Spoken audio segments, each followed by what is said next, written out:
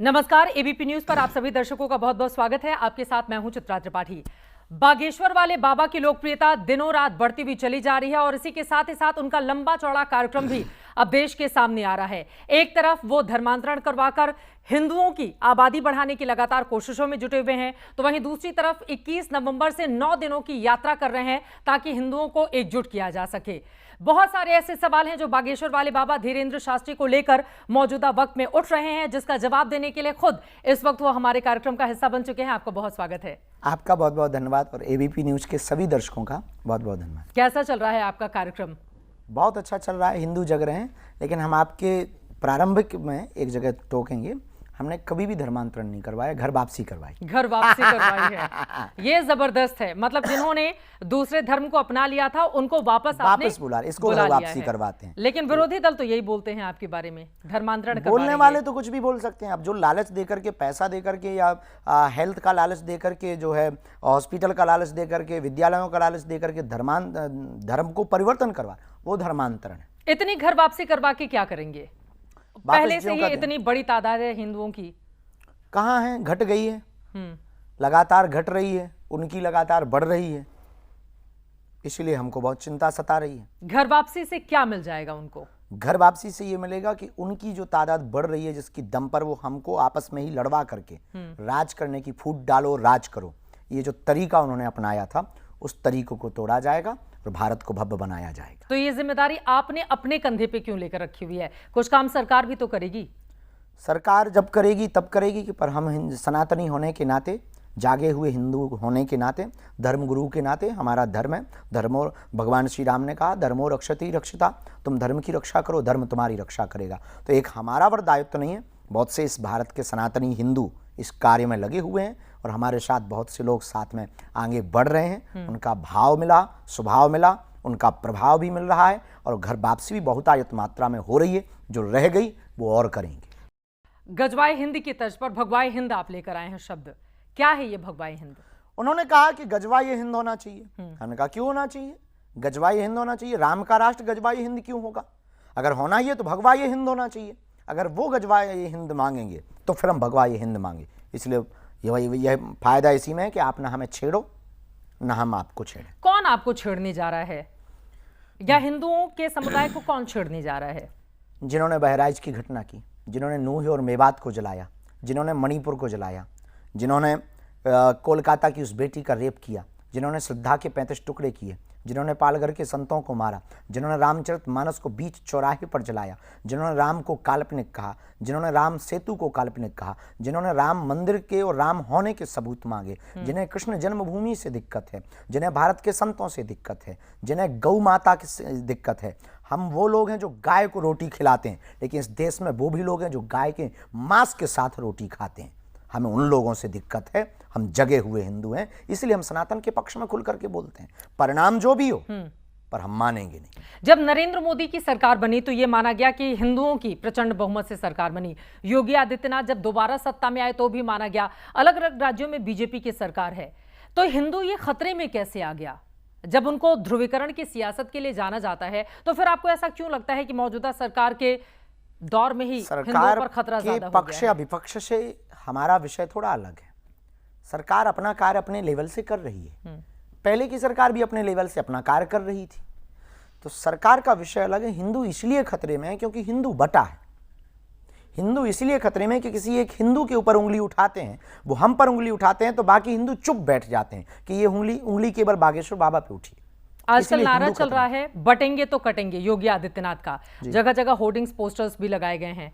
आपको लग रहा है कि बिल्कुल सही अगर समय उन्होंने पे सही मुख्यमंत्री होने के नाते नारा दिया है तो वो उनका मामला है, पर अगर उन्होंने धर्मगुरु होने के नाते ये नारा दिया है तो सही बोला है, क्योंकि हमारा उद्देश्य भी भारत को जोड़ना है। राजनीति में कोई कमेंट्स क्यों नहीं करेंगे आप? वो मुख्यमंत्री हैं, मुख्यमंत्री के तौर पर अपनी बातें कह रहे हैं। देखिए, जब वो गोरखपुर गोरक्ष पीठाधीश्वर हैं, वो वहां से कोई बात कहेंगे तब माना जाएगा कि एक महंत के तौर पर कर रहे हैं, लेकिन चुनावी रैलियों में जब योगी आदित्यनाथ बोलते हैं तो वो मुख्यमंत्री के तौर पर बोल रहे हैं, बीजेपी के नेता के तौर पर बोल रहे हैं। वो अपना विषय उनका है, नहीं बोल हमारा केवल महंत, साधु, संत, राष्ट्रहित, राष्ट्र के लिए और सामाजिक समरसता के लिए कोई भी बोले, किसी भी पार्टी का बोले, कोई भी हो, उसी को हम स्वीकार करेंगे। बागेश्वर जी, पहले ही आपके इतने अलग अलग कार्यक्रम चलते हैं जिसमें लाखों की तादाद में लोग आते हैं आपको सुनने के लिए, देखने के लिए। ऐसे में ये यात्रा करने की जरूरत क्यों आन पड़ी आपको? हमें लगा कि सिर्फ हिंदू हिंदू कहने से हिंदू नहीं जगेगा, केवल कथाओं से हिंदू नहीं जगेगा, लाखों की भीड़ जुटाने से हिंदू नहीं बचेगा, या हिंदू को नहीं बचाया जा सकता है। हमें उन लोगों के पास भी जाना पड़ेगा जो लोग हमसे दूर हैं, जो हमसे मिल नहीं पाते, जो बिछड़े और पिछड़े हैं, जिन्हें समाज में कभी मंचों पर स्थान नहीं मिला, जो सिर्फ तालियां बजाने के काम आते हैं। इसलिए हमने विचार किया कि हम उन लोगों को भी मिलेंगे, उनको गले लगाएंगे जो सबसे पिछले स्तर पर रहते हैं, उनको हम गले लगा करके उनको यह एहसास कराएंगे कि आप पिछड़े नहीं हो, आप बिछड़े नहीं हो, आप भी हिंदुस्तान के हो, आप भी सनातनीय कट्टर हिंदू हो और हम भी तुम्हारे ही जैसे हैं, हम तुमसे अलग नहीं हैं। तभी इस देश में एकता की क्रांति खड़ी। ऐसा लग रहा है कि आप बीजेपी की राह आसान करने के लिए जा रहे हैं, ये बताते हुए कि हिंदुओं के एकजुट होना होगा। आपकी बातों से यही लगा कि जो दलित और पिछड़े हैं उनको साधने की कोशिश आपकी ओर से की जा रही है। और बीजेपी को नुकसान हुआ है लोकसभा में इसी वजह से, जब संविधान और आरक्षण खत्म कर देने की बात विपक्षी दलों की ओर से उठाई गई। बिल्कुल भी नहीं, ये अपना अपना विचार है। इसके पहले भी हम यही करते थे, इसके पहले भी हम मंचों पर आरती करवाते थे, जो सफाई कर्मचारी हैं उनसे आरती करवाते थे। इसके पहले भी हमने सभी बिरादरी की बेटियों का ब्याह करवाया। तब तो लोकसभा का चुनाव भी नहीं हुआ था, तब तो हमें किसी पार्टी से मतलब भी नहीं था, वर्तमान में भी मतलब नहीं है, न लोकसभा के चुनाव होने से न हो जाने से। हमारा सिर्फ मतलब है केवल भारत के हिंदुओं को एक करने से। अब फायदा किसको होगा, क्योंकि ना तो उसमें कोई बीजेपी का आदमी करवा रहा है, ना बीजेपी कर रही है। उसको सिर्फ बागेश्वर धाम के सभी अनुयायी और हिंदुओं पर विचारधारा रखने वाले, हिंदुत्व के प्रति सजग और हिंदू विचारधारा और सामाजिक समरसता पर कार्य करने वाले लोग कर रहे हैं। जब बाबा बागेश्वर कहीं जाते हैं तो बीजेपी के कई नेता ड्राइविंग सीट पर बैठकर ड्राइव करते हुए उनको गंतव्य तक लेकर जाते हैं। उनकी अपनी तो बीजेपी को ही फायदा होगा इससे। वो अपनी अपनी श्रद्धा है, हर सब वर्ग के लोग हैं, हर पार्टी के लोग हमसे जुड़े हैं। केवल बीजेपी के दिखाई देते हैं क्योंकि वो वर्तमान में सत्ता में, इसलिए उनके लोग भर दिखाई देते हैं। हर पार्टी के लोग हमारे पास आते हैं। अभी बहुत पिछले में ही हमारे बहुत ही प्रिय लाडले रघुराज प्रताप सिंह भैया राजा भी आए हुए थे। उसके पहले भी हमारे छतरपुर के पूर्व कांग्रेस के एमएलए हैं, वो हमारे बहुत अच्छे डिवोटी हैं। एक नहीं, तीन एमएलए पूर्व के हमारे डिवोटी हैं, बहुत अच्छा है। सभी पार्टियों के, यहाँ तक कि कांग्रेस में अभी वर्तमान एमएलए हमारे बहुत ही प्रिय जयवर्धन सिंह हैं, वो भी हमारे बहुत अच्छे प्रिय हैं। वो भी बहुत बागेश्वर धाम की आत्मा है, क्योंकि उन्हें पता है कि गुरुजी कभी भी किसी पार्टी का सपोर्ट नहीं करते। हम सबको लेकर के चलते हैं, जो पार्टी का हमारे पास आ जाए हम सबको स्वीकार करते हैं। जाति पाति को मिटाने की आप बात करते हैं और हिंदू मुसलमान भी करते हैं। हिंदू मुसलमान नहीं हम करते, हम उन सब व्यक्तियों के खिलाफ हैं जो देश के खिलाफ हैं। मुसलमान सनातन के खिलाफ कैसे हो सकता है? जो सनातन के खिलाफ, मुसलमान देश के खिलाफ कैसे? हमने ये नहीं कहा कि मुसलमान, कुछ लोगों को ये सेकुलरिज्म का कीड़ा हिंदुओं में भी होता है, हम उनके भी खिलाफ हैं। हम उनके भी खिलाफ हैं जिन्हें जय फिलिस्तीन अच्छा लगता है, हम उनके भी खिलाफ हैं जिन्हें भारत में डर लगता है, हम उनके भी खिलाफ हैं जो राम के होने का सबूत मांगते हैं, हम उनके भी खिलाफ हैं जिन्हें वंदे मातरम बोलने में भी दिक्कत है, हम उनके भी खिलाफ हैं जो भारत तेरे टुकड़े होंगे, उनके भी हम खिलाफ हैं जो सरतन से जुदा करने की बात करते हैं, हम उनके भी खिलाफ हैं जिन्हें पंडों और पुरोहित पुजारी और संतों में पाखंडी दिखाई देते हैं और मौलवी और पादरियों में शक्तियां दिखाई देती हैं। भारत सबका है, अब वो चाहे सेकुलरिज्म वाले हों, चाहे वो कट्टर हिंदू हो, और चाहे वो हिंदू हो, और चाहे वो मौलवी हो, चाहे वो पादरी हो। अगर सनातन के खिलाफ बोलेगा, अगर वो राम के खिलाफ बोलेंगे, अगर वो राष्ट्र के खिलाफ बोलेंगे, तो अगर वो छेड़ेंगे तो हम अब हिंदू छोड़ेंगे नहीं, क्योंकि हम जगे हुए हिंदू हैं। उकसा रहे हैं आप लोगों को? बिल्कुल भी नहीं उकसा रहे हैं, जगा रहे हैं। छेड़ेंगे तो छोड़ेंगे नहीं? बिल्कुल भी नहीं, हम जगा रहे हैं। क्या करेंगे? उकसा रहे हैं? क्या करेंगे? कुछ नहीं करेंगे हम। आप हमें छेड़ोगे, हम अपनी आत्मरक्षा करेंगे, कानून के पास जाएंगे, तुम्हें जेल डलवाएंगे। जब नहीं मानोगे तो आगे का रास्ता फिर बताएंगे। लेकिन ये 25 करोड़ जिस देश में मुसलमान रहते हो, इंडोनेशिया के बाद सबसे बड़ी आबादी हमारे देश की है, वहां पर आप सिर्फ हिंदू एकजुटता की बात करेंगे तो जो मुसलमान है वो कहां जाएंगे? उनका भरोसा जीतने की कोशिश क्यों नहीं की जाती? वो भारत में ही रहेंगे। उनका भरोसा जीतने की हमें जरूरत नहीं है। क्यों नहीं? वो भरोसे में रहे, क्योंकि 100 मुसलमानों के बीच में, 100 हिंदुओं के बीच में 1 मुसलमान सुरक्षित है, लेकिन 100 मुसलमानों के बीच में 10 हिंदू सुरक्षित नहीं। और इसकी प्रत्यक्ष घटना बरेली में मिली है, बहराइच में मिली है, कोलकाता में मिल रही है आए दिन। इसका मतलब क्या समझें? जब तुम्हारा हम 1000 लाख रहते हैं, जब हम यहां पर 80 लाख लोग रहते हैं और आप 20 लाख लोग सुरक्षित हैं, और आपके बीच में एक हिंदू की बिटिया सुरक्षित नहीं रह पाती, ये कहाँ का न्याय है? ये कहाँ का धर्म है? ये कहाँ का आपका मजहब है? तो उनको लगता है कि हम हिंदू मुसलमान करते हैं, आपको भी लगता है कि हम हिंदू मुसलमान करते हैं। सच ये है कि हम सिर्फ हिंदू हिंदू करते हैं। अब अयोध्या में राम मंदिर बन गया, उनको मस्जिद के लिए जमीन दे दी गई। अब आप लोगों की नजर मथुरा पर है। मथुरा को लेकर हर रोज नए नए तरह के बयान नहीं, ये सामने आते नजर हैं। नहीं है, ऑलरेडी पहले था, इन्होंने बदला है तो हम उसको वापस करवा रहे हैं। वापस वो भी कोर्ट करवाएंगे, के थ्रू, वापस वो करवाएंगे। भी कोर्ट के थ्रू। मुसलमानों को लेकर जिस तरह की स्थिति बनी हुई है, उधर वाले आरोप लगाते हैं कि दरअसल आप लोग नफरत का बाजार पैदा करना चाहते हैं, लोगों को डर दिखाकर अपने आप को पॉपुलर करना चाहते हैं। ये मूर्खता है। लोगों को हम किन को डर दिखाएंगे और हम क्या पॉपुलर होंगे? हम खुद कथा करते हैं, कथा से हम ऑलरेडी हैं, दरबार लगाते हैं, ऑलरेडी हम पॉपुलर हैं। ये हिंदुओं को समझना होगा कि वो कितनी बड़ी बात बोल रहे हैं। वो कह रहे हैं नफरत का बाजार। हम कोई राजनेता हैं, धर्मगुरु हैं, किस बात का भय दिखाएंगे? किस बात से हम भयभीत होंगे? अरे हमारे हिंदुओं को तुमने खुद डरा करके रखा है। इस देश में हिंदू बोलने में लोगों को डर लगता था, हिंदू राष्ट्र बोलने में लोगों को डर लगता था। कथा मंचों पर नहीं किसी ने बोला। अब जगा दिया आप लोगों ने। हम लोगों ने तो नहीं, पर बहुत लोगों ने जगा दिया है। हिंदू उसमें जाग छोटी गया सी है। भूमिका हमारी। अभी पूर्णतया तो नहीं जागा, थोड़ा जाग गया, जो बचा है वो जगाएंगे। लेकिन देखिए, अलग अलग देश के धर्मस्थल हैं, जिसमें अयोध्या को भी मैं शामिल कर लेती हूँ। वहां पर भव्य राम मंदिर तैयार हो गया और वहां के अब डिजाइनर कपड़े भगवान श्री राम के बन के आते हैं बाहर से, जिसको हर रोज वो धारण करते हैं। लेकिन कुछ समय पहले तक वहां पर मुस्लिम परिवारों की ओर से उनके वस्त्र सिले जाते थे, वो धारण करते थे। वहीं वैष्णो देवी की, अमरनाथ की मैं बात कर लूँ तो यात्रा के लिए जो लोग श्रद्धालु जाते हैं उनकी मदद करते हैं वहां पर, जिनको रोजगार भी मिलता है उस यात्रा के जरिए। अच्छा है, पालकी लेकर जाते हैं लोग, घोड़े पर लेकर जाते हैं। देखिए हम उनके खिलाफ नहीं है, अच्छा है। अगर उनकी सनातन के प्रति आस्था है तो क्या बुरा है?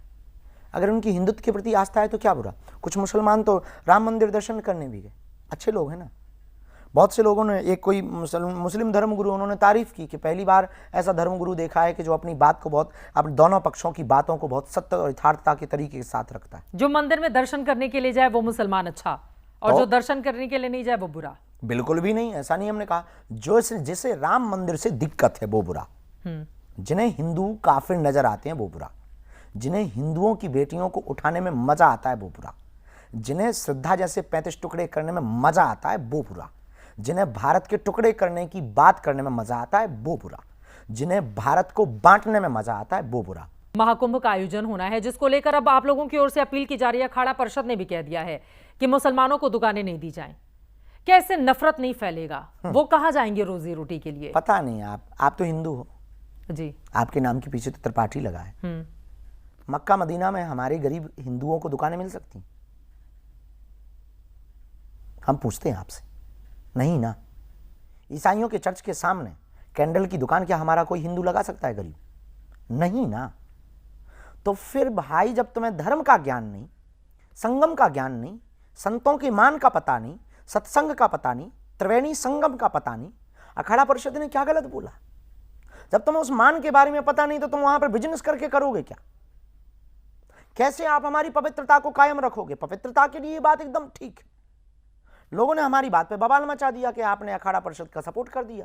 लेकिन महाकुंभ में कभी ऐसा देखा नहीं गया है ना कि वहां पर यह कहा जाए मुसलमानों को क्योंकि पहले हम लोग बहुत उदारवादी थे ना, तो आप लोगों ने मजे लिए ना। अब हम थोड़ी सी उदारता छोड़ रहे हैं। क्या करेंगे? उदारता छोड़ देंगे तो जो अभी कर रहे हैं वही करेंगे। दुकान नहीं लगाने देंगे। क्यों लगाने दें? हिंदुओं का मेला, और अगर कोई लगाएगा तो सनातनियों का मेला। देश संविधान से चलेगा ना, बेझिझक चलेगा, कानून से चलेगा, संविधान से चलेगा, सरकार से चलेगा। संविधान ने सबको ये इजाजत दे रखी है कि जो कोई कहीं भी इस देश में आ जा सकता है, कहीं दुकान लगा सकता है। स्वतंत्रता, बोली में, भाषा, हर चीज में दी गई है। बिल्कुल दी गई है। हम ये नहीं कहते कि नहीं दी गई है। इनके त्योहारों में, इनकी मस्जिदों के सामने तो नहीं लग पाता है। अगर स्वतंत्रता है तो सबको है, चलो करो। फिर आप लोगों के हाथ पैर फूलेंगे कि इससे दंगा होगा, वहीं क्या जरूरत है, और जगह दुकानें लगा लो, इतनी जगह तो हैं। फिर आप ये ज्ञान दोगे। इसीलिए कहा है को बेफिजूली में आप प्रपंच कर रहे हैं। थूक कांड आए, मूत्र कांड आए, जिसको आप लोग थूक जिहाद बोलते हैं। हम लोग नहीं देखा है, इस देश ने, हम लोग बोलते नहीं है, इस देश ने देखा है ये हाल। लेकिन सिर्फ उसमें मुसलमान ही तो नहीं शामिल है ना। अभी हाल ही में एक और तस्वीर सामने आई थी जिसमें घर में काम करने वाली फिर आपने बयान को ठीक से सुना नहीं हमारे। हमने कहा गैर सनातनियों का प्रवेश वर्जित।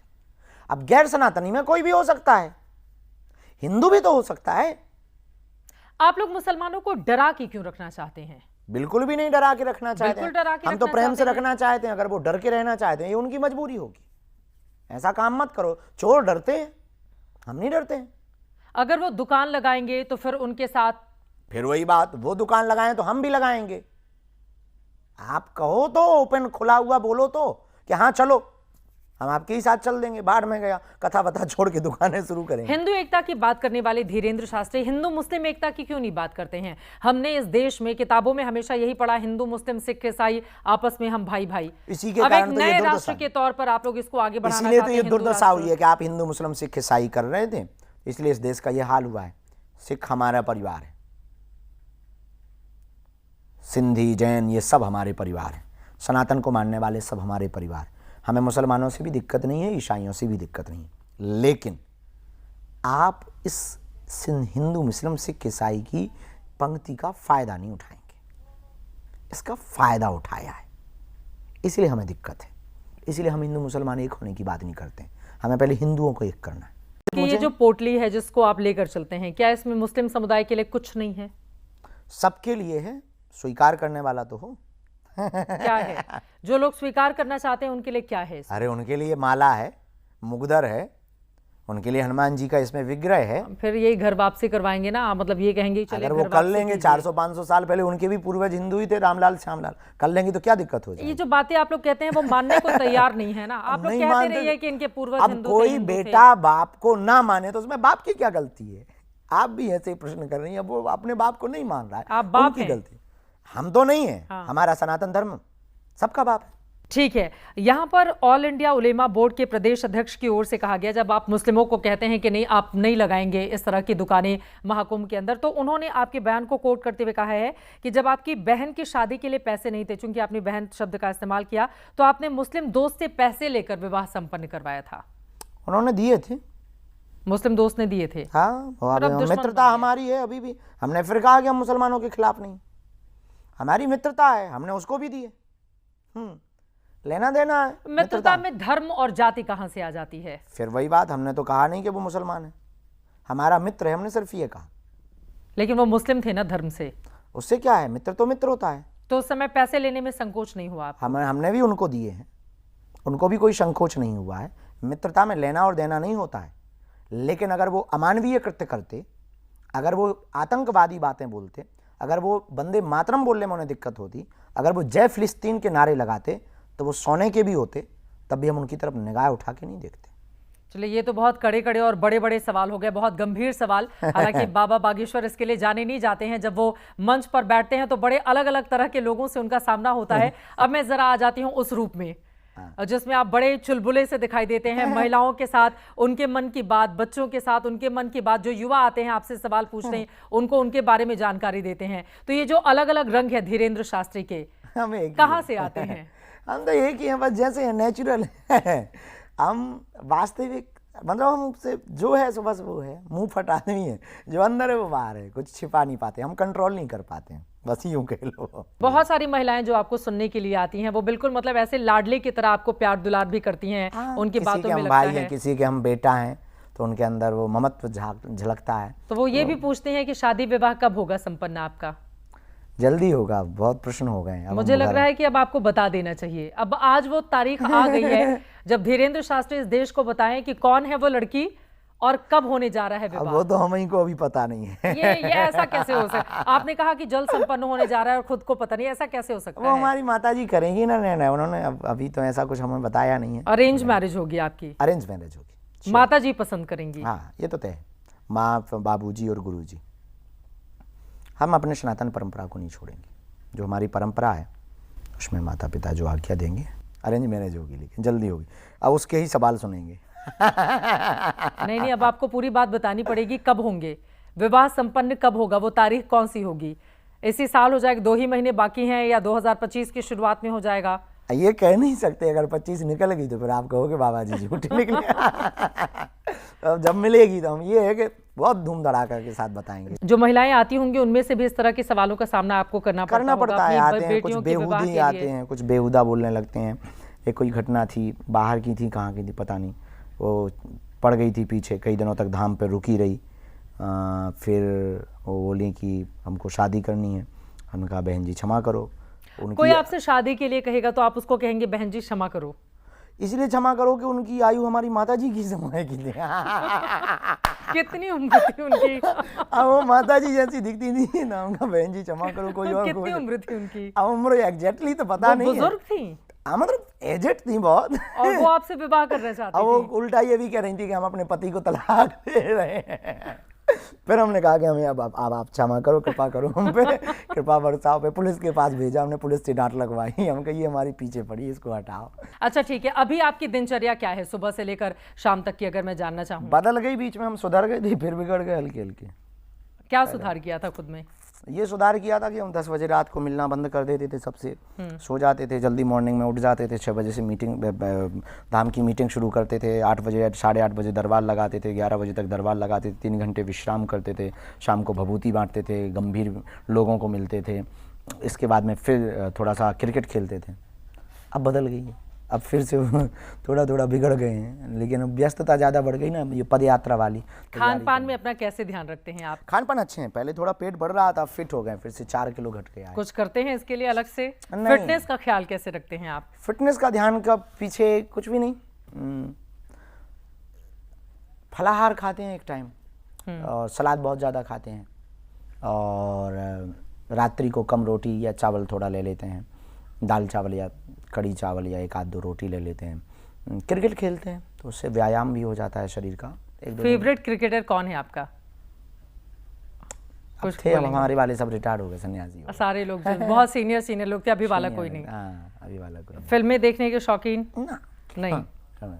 लेकिन आप ऐसे शेरो शायरी या कुछ ऐसी लाइनें देते हैं जिसमें लगता है कि नहीं आप बहुत देखते होंगे, गाने सुनते होंगे और पिक्चर देखते होंगे, नहीं है ऐसा? नहीं, हम तो वो पढ़ते रहते हैं मोबाइल में, हमको पढ़ने का बहुत शौक है। ठीक है, इसके पहले कि मैं कार्यक्रम का समापन करूं, एक सवाल। अभी हाल ही में एक वीडियो बहुत वायरल हुआ था जिसमें रामभद्राचार्य जी ने एक छोटे जो बालक हैं उनको मंच से उतार दिया था, अगर आपको जानकारी मिली हो, जो खुद भी। हाँ, तो क्या है प्रतिक्रिया? क्योंकि वो खुद भी इसी तरह का प्रवचन या ईश्वर की भक्ति में लीन रहते हैं। पता नहीं हमें उस बारे में क्या हुआ था, वहाँ हम थे नहीं, और हमारी गुरुजी से इस विषय पे बात नहीं हुई। पर जो हमें गुरु भाइयों से पता लगा कि वो कथा मंच में आए थे तो वो आशीर्वाद ले चुके थे ऑलरेडी पहले से, और फिर वो कथा मंच पे आए तो बीच कथा में गुरुजी आरती के समय पर वृंदावन की कथा थी, परम पूज्य श्री कृष्णचंद्र ठाकुर जी के यहाँ पर, हमारे बहुत ही अच्छे प्रिय भ्राता हैं श्री आचार्य पूज्य श्री इंद्रेश उपाध्याय जी, उनके यहाँ कथा थी। तो पूज्य ठाकुर जी बोल रहे थे तो वो बालक बीच में जयकारे लगा रहा था और रील बनाने के चक्कर में नज़दीक जा जाके ऐसे ऐसे कर रहा था। अब गुरुजी तो अद्भुत हैं तो उन्हें सब पता ही लग जाता है वो, और हमारे गुरुजी तो अद्भुत हैं, हमसे ज़्यादा बेवाक हैं हमारे। अब गुरु तो गुरु होते हैं, अब उनके चेलाएं समझ जाओ, जब हम इतने छोटी सी फुलझड़ी हैं तो गुरु क्या होंगे। रील से आप लोगों को भी परेशानी होती है? बाबा बागेश्वर भी जब रात को सोते हैं तो एक बार ट्रैक करके देखते हैं कि इंस्टाग्राम पे क्या चल रहा है, फेसबुक पे, जरा ट्विटर पे नजर मार लें कि हमारे बारे में क्या चल रहा है। इतना सारा तो नहीं देख पाते हैं, यूट्यूब हम देखते हैं, यूट्यूब का हमें शौक है तो यूट्यूब पे हम देख लेते हैं, अपने ही वीडियो देख लेते हैं, अपनी कथा सुन लेते हैं, अपने ही हास्य व्यंग, बहुत व्यंगवादी भी हैं, तो अपने ही व्यंगों को सुनकर थोड़ा हंस लेते हैं कि वाह गुरु गजब कर दिए हो। अपने ही व्यंग सुन लेते हैं, और कभी कभी इन महापुरुषों को सुन लेते हैं, वीडियो में सुनते हैं। तो जब आप महापुरुषों को सुनते हैं या जब लोग आपसे आते हैं मुलाकात करने के लिए, तो क्या आपको भी, क्योंकि कई बार मैंने महिलाओं को ये कहते हुए सुना है कि आपके भीतर देवता का अंश है, आप उनके अंश को लेकर आगे बढ़ते हैं, आशीर्वाद दे दीजिए, एक बार मैं आपके चरण छू लूँ, तो आपको ये भान होता है? हाँ, हम सिर्फ प्रार्थना करते हैं, हमारे पास ऐसी कोई, हमें तो आभास नहीं, हमें गुरु की कृपा का पता है कि गुरुदेव की दया है, गुरु के चरणों का आशीर्वाद है। हनुमान जी भगवान की जो श्री हनुमान जी की परंपरा है, अष्ट सिद्धियों की जो विधा है, उस विधि को करते हैं, हनुमान चालीसा पढ़ते हैं, छोटी मोटी साधना जो गुरु जी ने दे रखी वो करते हैं। बाकी हम तो साधारण आदमी हैं, प्रार्थना करते हैं, लीला उनके द्वारा हो जाती है। ठीक है, चलते चलते एक गीत आप सुनाएंगे, लेकिन उसके पहले एक महत्वपूर्ण सवाल जो छूट गया था, जातिगत जनगणना को लेकर इस देश में अलग तरह की पॉलिटिक्स चल रही है, उस पर क्या है आपके विचार? जाति जनगणना नहीं, जनसंख्या की जनगणना होनी चाहिए, हमारा विचार ये है। वो तो होगी 2025 में। बस जातिगत जनगणना हमें तो नहीं लगता कि उचित है, उससे क्या होगा, विद्रोह उत्पन्न होगा, उससे फिर विवाद शुरू होंगे। बिहार में तो करवाया गया। अब उनका अपना मत है, हम सरकारों के खिलाफ क्या कह दें, सरकार अपने अपने लेवल से देखती है, अब ये सरकार क्या करेगी पता नहीं। जातिगत जनगणना में यह है कि जो समाज के आखिरी छोर पर खड़ा हुआ व्यक्ति है हाँ, उसको तो मदद मिलेगी। फिर तो दो जातियां बना दो, हमने बहुत से उसमें कोर्ट्स में भी बोला है और हम आपको भी बोलते हैं, 2 जातियां बना दो, एक अमीर की एक गरीब की, ये जनगणना करा दो, झंझट खत्म। देश में गरीब कितने हैं, अमीर कितने हैं। लेकिन विरोधी दल तो एकदम अडिग हैं बिल्कुल कि जातिगत जनगणना करा के रहेंगे। मूर्खता है, अब हम नहीं कह सकते हैं, ये मूर्खता है, ये कौन जाए कर रहा है करो मूर्खता? अब पता नहीं है कौन लोग हैं, पर अमीर और गरीब की जनगणना करवा दीजिए। अगर आप हमारी और अगर वो लोग डटे रहे कि नहीं होनी ही चाहिए तो हम क्या कहें, वो उनकी अपना मत है। अच्छा ठीक है, चलिए तमाम मुद्दों पर आपने हमारे साथ बातचीत की। अब चलते चलते कोई एक गीत या कुछ ऐसी लाइनें जो हमारे दर्शकों के लिए आप सुनाना चाहेंगे कार्यक्रम के अंत में? ऐसे बहुत ज़्यादा गीत तो हमको आते नहीं, पर एक बागेश्वर धाम का गीत आता है, हम उसको बहुत गाते हैं, वही सुनाते हैं। सुनाइए। उसको हम नहीं लिखा है। अरे बागेश्वर में जिसका आना जाना हो गया, वो ही मेरे बाबा का दीवाना हो गया। हाँ, बागेश्वर में जिसका आना जाना हो गया, वो ही मेरे बाबा का दीवाना हो गया। आते दरबार में जो अर्जी लगाते हैं, बालाजी दयालु उनको गले से लगाते हैं, बालाजी दयालु उनको गले से लगाते हैं। जिनका मेरे बाबा से याराना हो गया, वो ही मेरे बाबा का दीवाना हो गया। आप अपनी अर्जी कौन से लगाते हैं बाबा के दरबार में, हनुमान जी के सामने? सभी सुखी रहें, सबका मंगल हो, सनातनी हिंदू एक हो जावे और भारत हिंदू राष्ट्र हो जाए। चलिए, बहुत धन्यवाद आपका एबीपी न्यूज से बातचीत करने के लिए। अब भारत हिंदू राष्ट्र होगा या फिर नहीं होगा, लेकिन इसी लक्ष्य को लेकर धीरेन्द्र शास्त्री आगे बढ़ रहे हैं। इसमें कितनी मिलेगी उनको कामयाबी, इस पर लगातार रहेगी एबीपी न्यूज की नजर। अभी के लिए दीजिए इजाजत।